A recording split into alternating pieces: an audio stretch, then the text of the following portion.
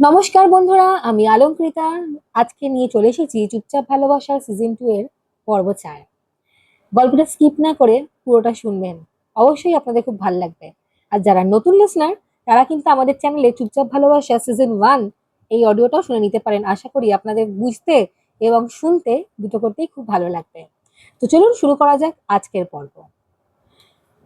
মেঘলা সকালবেলা ঘুম থেকে উঠে দেখে তার ডায়েরিটা নেই। সেই ডায়েরি যেখানে সে নিজের ভয়, ভালোবাসা আর রিয়ার সম্পর্কে সবকিছু লিখে রেখেছে।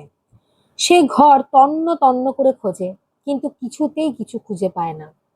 তার মনে পড়ে গতকাল ক্লাসে সে ব্যাগটা খোলা রেখেছিল।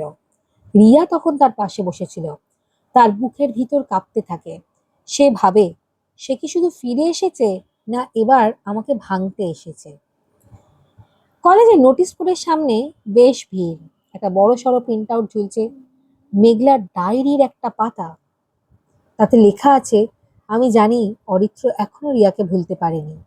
আমি ভয় পাই, যদি সে আবার রিয়ার দিকে ফিরে যায়। ছাত্রছাত্রীরা ফিসফাস করছে, মেঘলা এত ইনসিকিওর, রিয়া কি সত্যি ফিরে এসেছে? অরিত্র কি দ্বিধায় পড়ে আছে? মেঘলা সেখানে দাঁড়িয়ে, তার চোখে অবিশ্বাস, মুখে শূন্যতা। সে জানে এ কাজটা রিয়াই করেছে, কিন্তু প্রমাণ, প্রমাণ যে কিছু নেই। অরিত্র মেঘলার সামনে এসে দাঁড়ায়। সে বলে, এটা তুমি লিখেছো? মেঘলা চুপ, চোখে তার জল। সে বলে, আমি লিখেছি, কিন্তু আমি কাউকে দেখাইনি। এটা আমার ভয় ছিল, আমার সত্য নয়। অরিত্রও চুপ করে যায়, কি বলবে বুঝতে পারে না। চোখে আবার তার দ্বিধা দেখা দেয়। সে বলে, আমি জানি না আমি কাকে বিশ্বাস করব। তুমি আমাকে ভালোবাসো, কিন্তু তুমি ভয় পাও। রিয়া আমাকে ভালোবাসতো, কিন্তু সে আমাকে ভাঙতে চায়। রিয়া এবার মেঘলার মুখোমুখি এসে দাঁড়ায়। মেঘলাকে কনফ্রন্ট করে দিল, তুমি আমার ডায়েরি নিয়েছো। রিয়া হাসে। তুমি ভাবছো আমি তোমার জিনিস চুরি করেছি? না, আমি শুধু তোমার মুখোশ খুলে দিয়েছি। মেঘলা বলে, তুমি বদলাওনি, তুমি এখনো ছায়া। রিয়া বলে, ছায়া না থাকলে আলো বোঝা যায় না। তুমি আলো হতে চাও, কিন্তু তোমার ভিতরেও ছায়া আছে। মেঘলা মনটা ধীরে ধীরে ভেঙে যায়। রাতে মেঘলা আবার ডায়েরি লেখে, আমি ভেঙে যাচ্ছি, আমি জানি না আমি কাকে বিশ্বাস করব। অরিত্র চুপ, রিয়া হাসে, আমি একা হয়ে যাচ্ছি। তার চোখে এখনো জল। সে জানে এই যুদ্ধ শুধু বাইরে নয়, ভিতরেরও।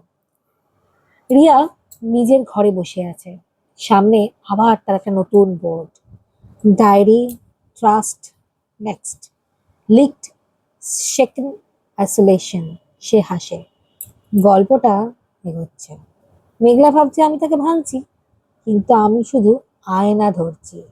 সে নিজেই এবার নিজের ছায়া দেখবে। তো কেমন লাগলো আজকের পর্ব, অবশ্যই কমেন্ট করে আমাদের জানাবেন। ভালো লাগলে প্লিজ সাবস্ক্রাইব, শেয়ার করতে ভুলবেন না। পাশে থাকা বেল আইকনটা প্রেস করে রাখবেন এই সিজন 2 গল্পের অন্য সমস্ত পর্বগুলোর লাইভ আপডেট পেতে, আর অন্য যে কোনো গল্পের সম্পর্কে জানতে। আমি নিত্য নতুন আপনাদের জন্য এরকম গল্প নিয়েই আসি।